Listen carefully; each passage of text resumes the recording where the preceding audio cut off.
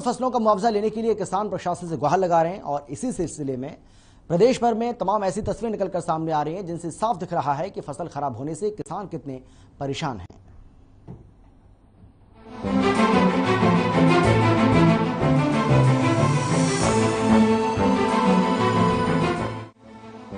खराब हुई फसलों के मुआवजे की मांग को लेकर कहीं तो किसानों ने प्रशासन के खिलाफ जमकर नारेबाजी कर नाराजगी जताई, तो वहीं कहीं लघु सचिवालय का घेराव कर प्रशासन को आईना दिखाया।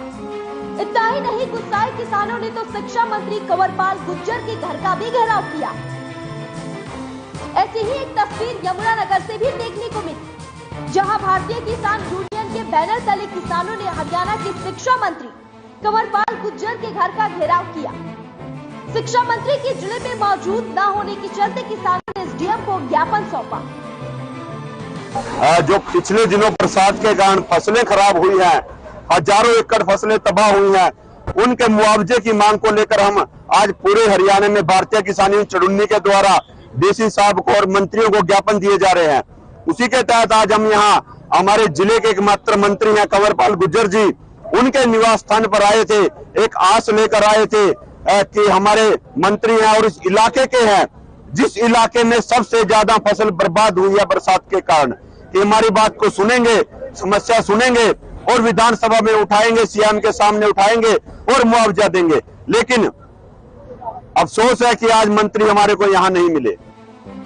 सिरसा में भी गुस्साए किसानों ने खराब हुई फसलों के मुआवजे और बकाया बीमा क्लेम दिए जाने की मांग को लेकर सिरसा लघु सचिवालय का घेराव किया। फसलों का मुआवजा दो, फसलों का बीमा दो। इस दौरान गुस्साए किसानों ने प्रशासन के खिलाफ जमकर नारेबाजी की। साथ ही प्रशासन पर आरोप लगाते हुए किसानों ने कहा कि प्रशासन किसानों के बीच फूट डालने का काम कर रही है। आज हमारा मुख्य विषय ये था, अभी हरियाणा पद्धर पे थोड़े दिन पहला कुरुक्षेत्र में मीटिंग हुई थी पूरी जरूरी यूनियन की, और वहाँ पे जो सरकार ने वादा खिलाफी की है, सरकार ने जो किसानों के साथ खिलवाड़ किया है, उसके संबंध में ज्ञापन दे रहे थे, मुआवजे को लेकर और बीमे को लेकर। क्योंकि सरकार ने क्या किया, अब जो सिरसा में हमारे साथ खिलवाड़ किया है, आपको भी पता है, कई जगह बीमा दे दिया है, कई जगह मुआवजा दे दिया है और बाकी कुछ जगह छोड़ दिया है। सरकार की हमेशा से पॉलिसी रही है फूट डालो राज करो, वही चीज़ हमारे साथ अपनाई गई है। हालांकि जब प्रोटेस्ट चल रहा था, जब गुलाबी सुंडी की बेमौसमी बाढ़ से जो हमारी फसलें बर्बाद हुई थी, किसान बर्बाद हुआ था, उस टाइम प्रशासन के अधिकारियों ने, सरकार ने ऑन द स्पॉट हमारे साथ वादा किया थी कि जहां जहां नुकसान हुआ उसकी हम भरपाई करेंगे। तो जो वादा किया उस पर वादे पे हाथ पैर नहीं देंगे। कैथल की लघु सचिवालय में भी मुआवजे की मांग को लेकर भारतीय किसान यूनियन के बैनर तले किसानों ने खराब फसल का मुआवजा और लंबित पड़े ट्यूबवेल कनेक्शनों की मांग को लेकर धरना प्रदर्शन किया।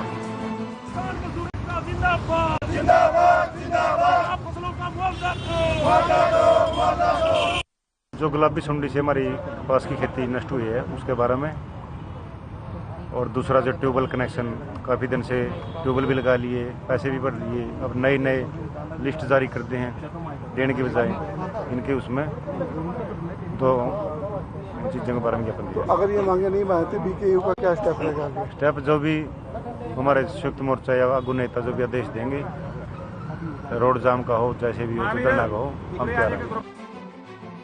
गेहूं की खरीद भले ही शुरू हो गई हो, लेकिन किसानों की मांगे अभी तक अटकी हुई है। आखिर कब तक देश का किसान यूं ही परेशान रहेगा और कब तक किसानों को अपनी मांगे मंगवाने के लिए ऐसे ही धरना प्रदर्शन करना पड़ेगा? क्या धरना प्रदर्शन से ही सुनता है प्रशासन?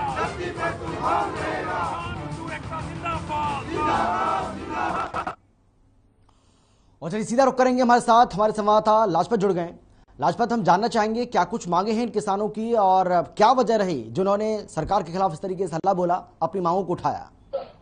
जी बिल्कुल अमित, आपको बता दें कि लगातार जो है किसान धरती पुत्र है, अन्नदाता है, और लगातार किसान को जब रोड पर आना होता है तो ये कहीं ना कहीं शासन और प्रशासन और जिम्मेवारी बनती है कि उनको शांत रखा जाए, क्योंकि शासन और प्रशासन की ही जिम्मेवारी सबसे बड़ी होती है। और किसानों की एक मांग है कि जो फसल जो बर्बाद हुई थी, जो बारिश के समय, उसके उचित मुआवजे की है या बिजली बिल की है, अनेक तरह के जो मामले हैं जो किसानों की मांग रहती है, उस पर सरकार और प्रशासन काम नहीं करता, तो इसलिए किसान कहीं ना कहीं रोड पर आते हैं। और किसान की मजबूरी है कि रोड पर आना, क्योंकि किसान की जो अब खेती का भी समय है और महंगाई का भी असर दिखाई दे रहा है। लगातार चौतरफा जो मार है वो किसानों पर पड़ती हुई नजर आ रही है। आपको बता दें, पेट्रोल डीजल के जो दाम बढ़े हैं उससे किसान, धरतीपुत्र अन्नदाता परेशान नहीं हुआ है, आम नागरिक की कमर टूट चुकी है। आम नागरिक की कमर इसलिए कि हर चीज पर महंगाई दिखाई दे रही है, क्योंकि जो किसान के लिए सबसे बड़ी समस्या पेट्रोल डीजल की भी है, क्योंकि धरती जब भी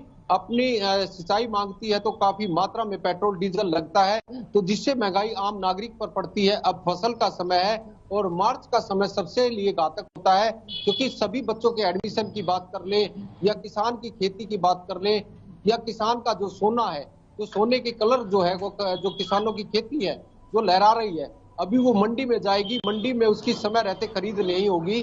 और सबसे बड़ी बात ये भी हमारी किसान, धरती पुत्र अन्नदाता से भी अपील है, अगर आप कंबाइन से कटवाएंगे, मशीन से कटवाएंगे, तो आपका जो गिल्ला जो गेहूं है जिसमें मॉइस्चर है वो फिर से सरकार उसमें कहीं ना कहीं वो अपनी बात रखेगी, एफर्ट बात रखेगी। तो जो किसान, धरती पुत्र अन्नदाता है, जिसका जो गेहूं है जो सही पकेगा, तो वो जो किसान जो है आम नागरिक से कटवाएगा तो उसकी बचत भी होगी और आम नागरिक को भी काम मिलेगा। तो इसलिए किसानों से भी अपील है कि जो आम नागरिक से फसल जो है वो कटवाएं, क्योंकि कंबाइन से कटवाएंगे जल्दी तो कटेगा लेकिन नुकसान काफी होगा।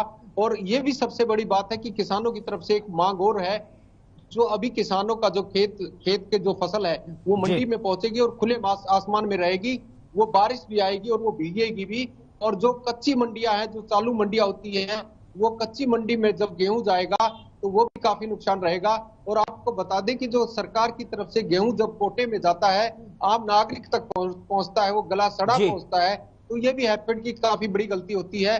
तो हमारी हैफेड से भी अपील है कि हर चीज को, एक एक चीज को बारीक से देखे और जो किसान है उसको एक एक सुख सुविधाएं दे, क्योंकि अभी जो वक्त है वो मच्छर मक्खी का भी है, जिससे मच्छर मक्खी काटेंगे तो डेंगू, मलेरिया, अनेक तरह की जो बीमारी है वो किसानों को भी होगी और वो फिर से फैलेगी, क्योंकि कोरोना जैसी महामारी से पहले ही देश जूझ रहा है। अगर इस तरीके की हानि होती है, लोगों को काफी परेशानी होती है, किसान धरती पुत्र अन्नदाता है, रोड पर रहता है, तो ये कहीं ना कहीं सरकार के लिए काफी बड़ा नुकसान रहता है। एफर्ट जो है इसमें संज्ञान ले, प्रशासन संज्ञान ले, जिम्मेवारी ले, क्योंकि अब लगातार ये जो समय है वो काफी चिंता का विषय होता है, क्योंकि इस वक्त बिल्कुल लाजपत, लेकिन एक और जो मांग निकलकर सामने आ रही है किसानों की, लाजपत, एक और जो मांग निकलकर सामने आ रही है किसानों की, वो ये है कि भाई जो हमारी फसलें खराब हुई हैं, फसल खराब का मुआवजा हमें दिया जाए, उसको लेकर भी वो प्रोटेस्ट कर रहे हैं, सरकार के खिलाफ हमला बोल रहे हैं। जी जी, हाँ ठीक है, ठीक, याद रहिए। लाजपत, आवाज आ रही है आपको? सुन पाया आपने मेरे सवाल सुना क्या? आप सुन पा रहे हैं क्या हमें? ज्यादा नजदीक आ गया था यार। लाजपत, आपको आवाज आ रही है क्या? सुन पा रहे हैं आप? लाजपत, आपको आवाज आ रही है क्या? सुन पा रहे हैं आप हमें?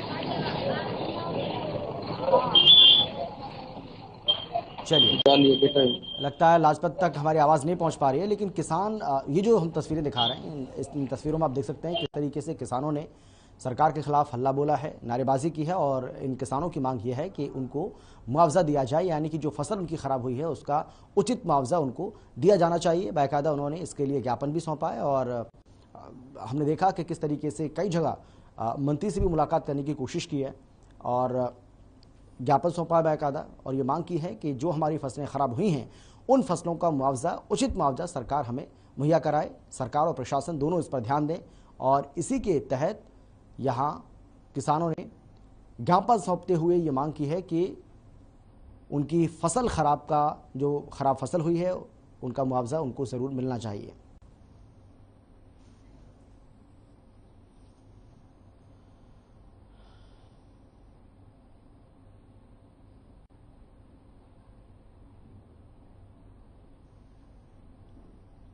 लाजपत, आवाज आ रही है क्या? आपको हमारी सुन पा रहे हैं क्या आप हमें?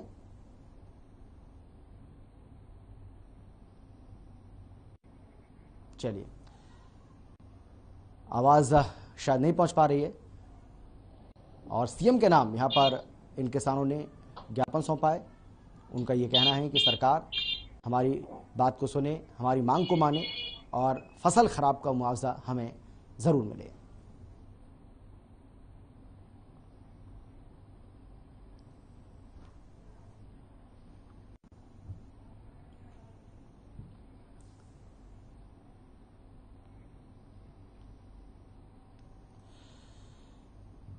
तो किसानों की अपनी मांगे हैं और इन्हीं मांगों को लेकर किसानों ने यहाँ पर हल्ला बोला है सरकार के खिलाफ। और जिस तरीके से आप देख सकते हैं अपने हाथों में बैनर पोस्टर लिए, झंडा लिए ये किसान यहाँ पहुंचे और सीएम के नाम उन्होंने ज्ञापन सौंपा है।